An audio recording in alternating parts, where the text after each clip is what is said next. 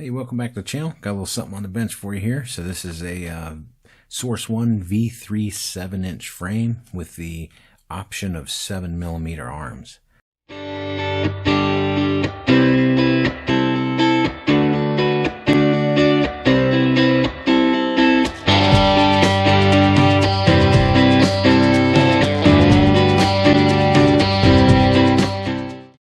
I've purchased this from CNCMadness out of Canada, and this is the way it came in a vanilla, like a cushion envelope. So this is what you get in a bag. So we'll go ahead and open this up real quick and check out the contents. So they have the arms in one baggie, top plate, bottom plate, pinch plate, camera mounting, and a hardware bag. So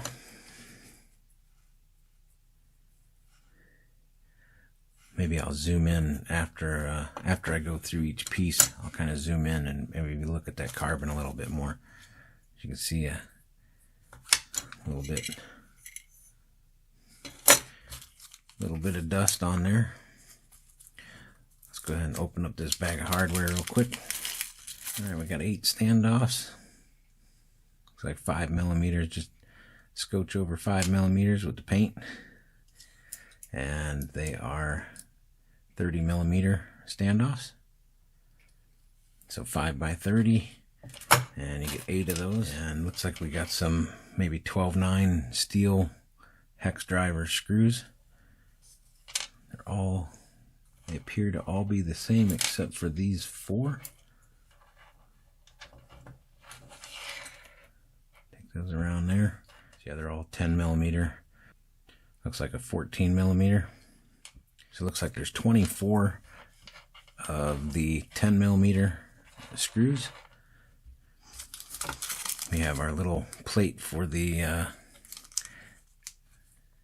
camera mount. I personally don't use these. I like to put my camera on a TPU just because it allows for a crash. It gives that camera just a little bit more cushion from a crash, where this is pretty much hard mounting it. And also I kind of like to have a little access to it. So like this is a V3 5-inch frame, and you can see in here I have the camera mounted with some TPU. So I have 2 little TPU mounts holding the camera on. Got a couple V3s that's pretty nice. So here's the arm.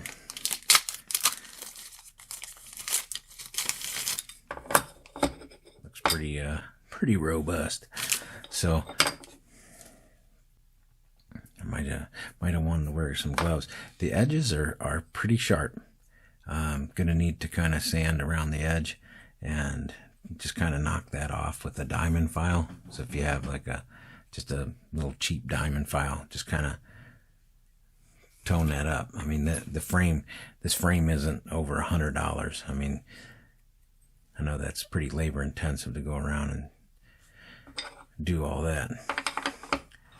So you get 4 arms, and these are 7mm arms, 713, 710. So you have a 19 and a 16 option. So you can either run a 19 or a 16mm motor mounting scenario. Center hole is 7mm. So our measurement from the thickest part of the arm going towards the motor is 15mm, and at the tapered end is still 15mm. So pretty much 15 all the way down through. 7x15. The pinch plate is 3mm. The bottom plate is also 3mm. And the top plate is 2mm. It's a pretty, oh wow. There's not much in that flex. Yeah, that's pretty interesting, because I have a couple V3 frames that I've purchased from other places, and I do remember them having a little bit of wiggle. Yeah, this is a little bit sharp. So the press nuts that are in here, so I don't know if you know that or not, but the press nuts, you want to make sure that they're facing, so your pinch plate, your arm, and then your top plate. So that's how you want to make sure those press nuts. If you mount this like this, it'll pull your press nuts out, and in the interim you're going to have all kinds of vibrating and flyaway issues. So make sure that you pay attention to that. So overall length of the top plate is 5 7/8 or 149 millimeters by 30, looks like 38 millimeters, 1.5 inch pinch plate. So this would be the front and back. You can kind of see it's not quite an X, it's kind of a squashed X shape. So your front and back. So 3 1/8, 3 inches 1/8, or 80 millimeters. And then front to back would be 70 millimeters, or 2.5 inches. And the bottom plate is going to be 3 1/8 by 2 3/4, or 70 millimeters by 80 millimeters. Let's go ahead and get everything put on a scale for you. Alright, so we have our screws, our camera plate. I don't think that little plastic bag is going to make that much of a difference. All the arms, top plate, everything. $190.94. That does not include your stack screws. This kit does not come with any stack screws. It does come with the outer arm mounting screws. That's the 4 silver mounting screws. So these right here, these screws right here are the ones that go on the outside. It's kind of cool also. The pinch plate, I don't know if you can see this. Let me get this stuff out of the way. So one thing that's kind of cool is you have a 30 by 30 mounting pattern for like your regular flight controllers. I say regular, but so this is 30 by 30 mounting, and then also there's a 20 by 20 mounting point as well. So if you wanted to do like the Foxeer Reaper 60 amp ESC with 20 by 20 mounting point, this frame will accommodate it because there's 20 by 20 mounting. And what's cool is the pinch plate, you can access the screw from underneath, so you can fit your hex driver up through there, just to give them a little snug or a tighten. I don't think you're going to be able to drop them all the way out because the hole isn't quite large enough for an M3 head to fit down through, but these are M3 holes so that you can at least get up through your pinch plate. Let me show you. I've already got this frame built up. I'll go ahead and show that to you, and we'll go kind of through component fitting. This is 7-inch. This is my 7-inch ripper here. So you can kind of see the different angles of it. And I tell you what, this thing, I mean, it's like a rock. When I was kind of sanding around on the edges, normally, like the other V3 frames I have, I would have a lot of dust. I mean, I could almost fill this dish up with dust from sanding it. Maybe just a good layer anyway. This one, like this frame was like sanding on a chunk of stone. So I'm not sure where CNCMadness is getting their CNC drone, CNCMadness. I don't know where they're getting their carbon, but this is like sanding on a rock with a diamond file. This is just an inexpensive diamond file. But yeah, pretty much like standing on a stone. So as far as the mounting hardware goes, so like you can see that you can fit your hex driver down inside here and get to your 20 by 20 screws, stack screws, just to maintenance it and make sure it's tightened up and everything. But here's the stack screws. I had to supply these stack screws, and here's the 4 that they supply, so you can mount your outer portion of your arms. And then of course they give you all the screws to run all of your all the top plate, bottom plate, all the hardware. Now, I didn't use the standoffs. I actually wanted a slammed 7-inch, so I didn't use the supplied standoffs, which are 30 millimeters. I actually went to a 20, so I got my 7-inch kind of slammed as tight as it can go. The TPUs, of course, I've printed those. And then the motor mounts, everything went really well. I didn't have any, when I put my motor on, I could put my screws in by finger. There wasn't any, squishing or pushing or twisting against the carbon or anything. So the CNC work is pretty true. I could just drop the screw in, tighten it by hand, and then tweak it down with a tool. Everything seemed to go together really well. I really like this frame compared to the V4. I did not like the V4. Just personal preference, didn't like it. That's what prompted me to get this one, because of oscillations. I'm making a video of that as well. So you might be interested in some of that. The V4 frame, the arms fit inside this. I mean, you can see the thickness of this frame versus the thickness. Like this TP would fit over top of the end of the arm for protecting the motor wires. I mean, there's just no comparison in the amount. The unique thing about this frame is the 7 millimeter thickness of arms. This really doesn't allow much movement at all from anything. So pretty stout. I know with that other frame I had, I could literally I'm exaggerating. I'm not holding my motors right now. I'm just kind of exaggerating my hands, but this is about how much it would move.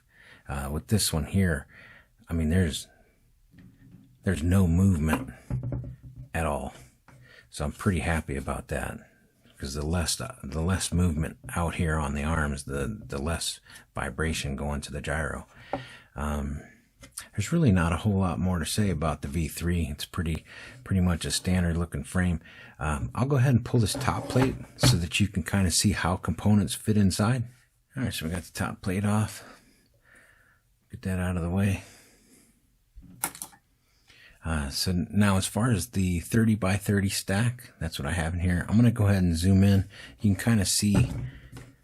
Actually, let me put the props on real quick. So yeah, that other video is kind of comparing frame resonance, frame noise, frame issues.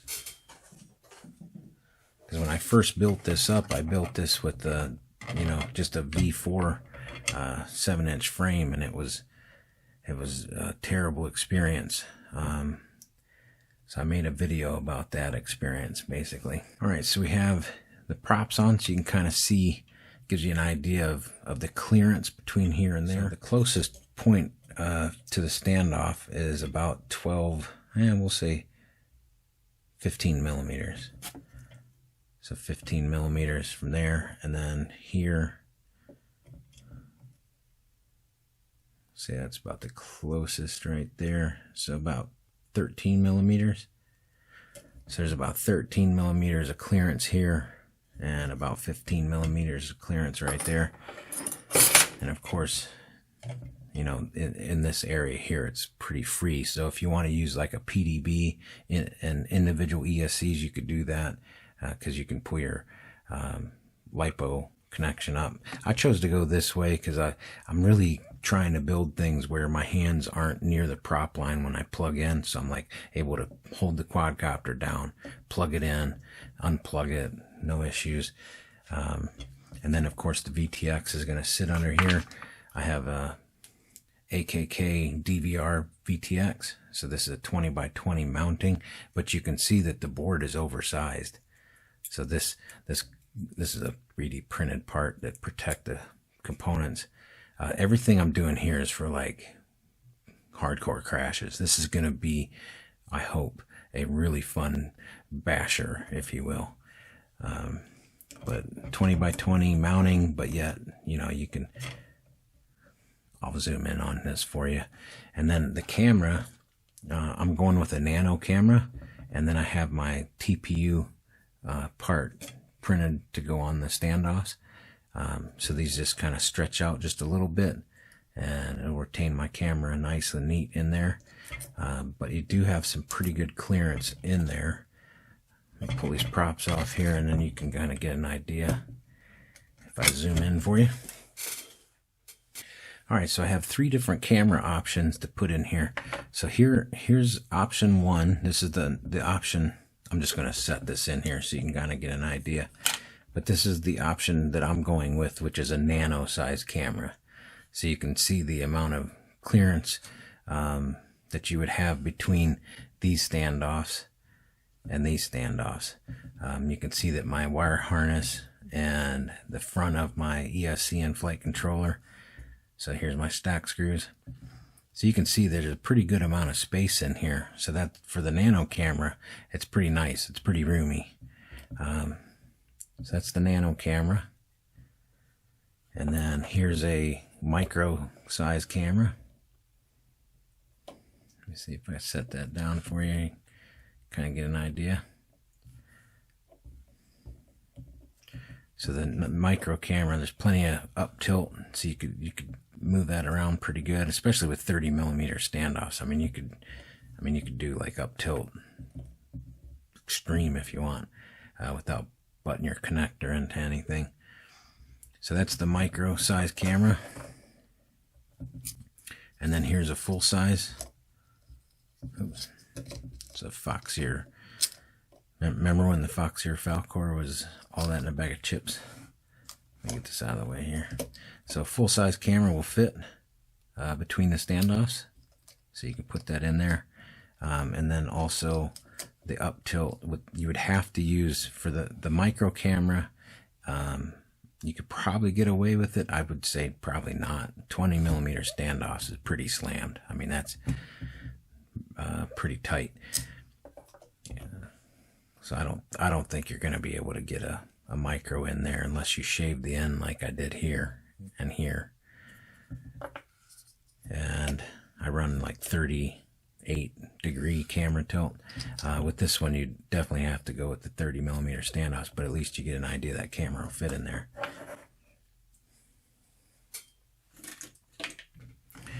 All right, moving to our stack.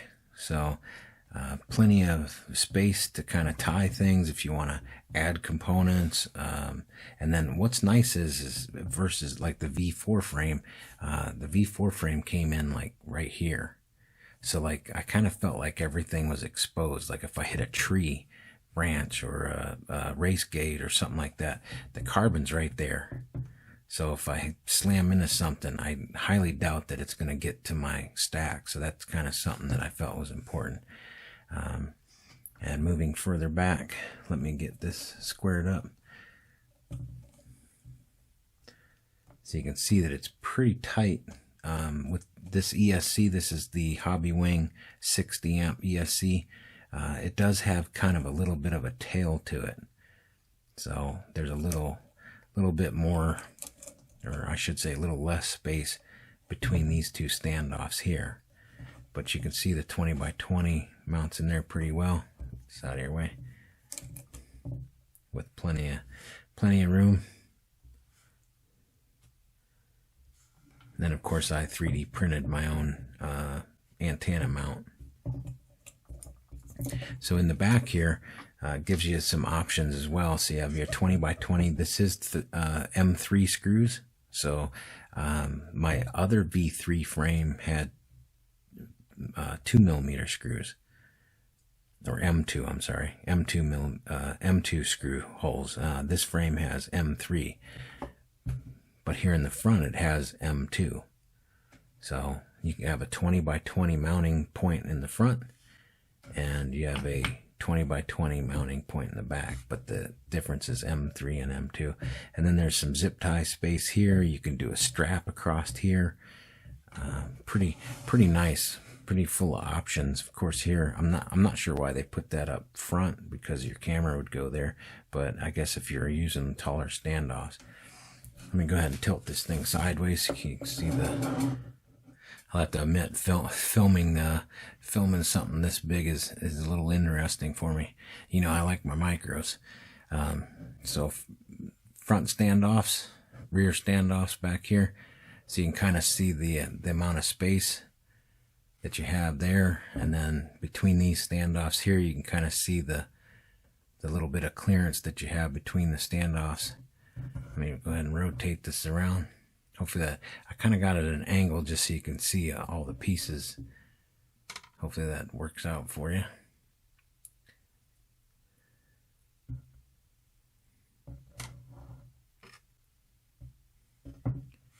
Here's the other side.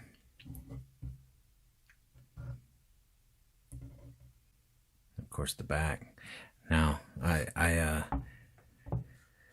there's also a pretty decent amount of space through here, so if you wanted to run some different type of things through there. I don't typically do that, just because if you crack an arm or rip an arm off, whatever's inside there usually gets destroyed. I do run my receiver antennas down through there, though. I come out through the bottom here, and then I run my receiver antennas back here. I still have to put my little double-sided sticky shield on that. Hopefully that gives you a good idea of spacing, where you can put things. And of course they have all these different holes you can utilize for zip ties, and it's kind of cool here on the edge. If I can articulate that for you, you can kind of see I've got a zip tie going across there, and that retains my wires.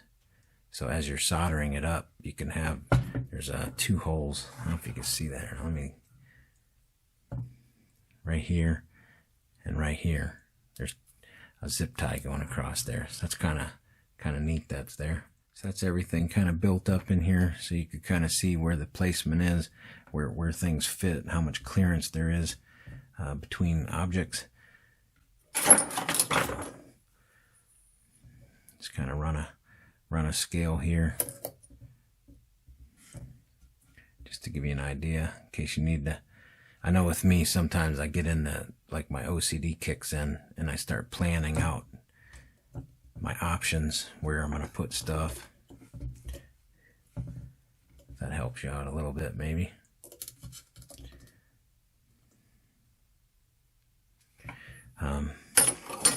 Let's go ahead and take this out of the way, and we'll grab one of these pieces, and I'll do like a close-up and rotate the carbon for you. So I'm definitely not a carbon connoisseur. I'm not. I know when I'm sanding on it, I can feel like, you know, if I can sand just a little bit of pressure and a lot of material comes off, it kind of makes me wonder. But that's about the only thing I can say is when I was sanding these edges, just kind of just knocking that off a little bit, just kind of brushing at it. It was like sanding a rock. Not very much material was coming off. So this is the bottom plate. I don't know if that interests you. And then here's an arm.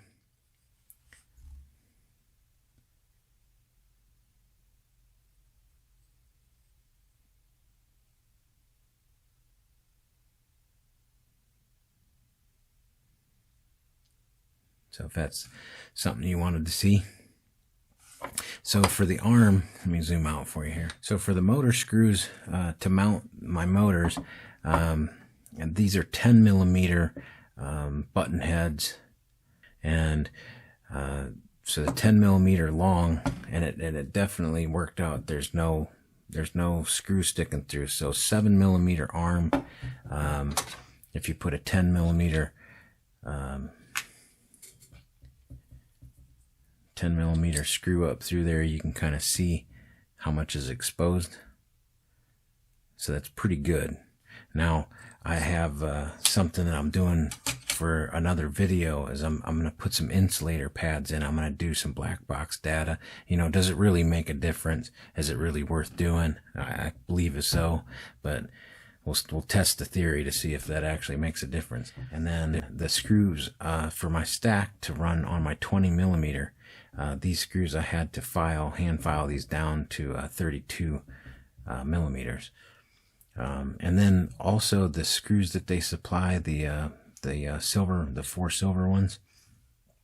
It's kind of tough to see with my motor wires in the way, but they protruded through just a very little amount. But it was enough for me personally to go ahead and file those down a little bit. So other than that, I'm pretty happy with the frame so far. I would like to do maybe later on I'll do a build overview of the 7-inch quad once I have all the FPV gear in it, and I've bashed this thing around, at least ran it into a tree a couple times, maybe drop it, you know, from 20 foot onto some concrete, come back to kind of give you an idea of what kind of carbon this thing's made of, because I've got a couple V3s that I bashed pretty good. This one here, for example. This is my favoriteest little basher. I've got a video I'll try to remember to put up here, the old school build. It's kind of cool because I did like a whole, you know, an entire build, and then I shrunk it down into like a quick video, 30 minutes. Got a flight video at the end of it and everything. But this is a V3 frame that's just done a great job. The only thing is, I really wanted that thicker arm. I mean, you can see this is a standard V3 5-inch frame, and look at that beef. I mean, running those 7-inch propellers really does get the frame moving. So I'm glad I went with the 7 millimeter. Yeah, this is my basher, and if this 7-inch frame can handle the abuse that I'm about to give it, it should be good to go. And I'll probably come back and do a follow-up with you. So these are all the pieces and parts that you get. Looks like there's something crawled across the surface on this one. You see that? Like a little hair was inside the vacuum forming of the full sheet of carbon. I don't feel it though. It's not really something that shows up, but we'll see what happens with that. But I don't have any affiliation with CNCMadness. I just know that I'm pretty impressed so far, because I know with my other V3 frames, the flex on the top and bottom plate were pretty substantial compared to this one. I mean, this bottom plate, like, it just, I mean, that is everything I can give it. So, and then of course sanding on it's like a rock.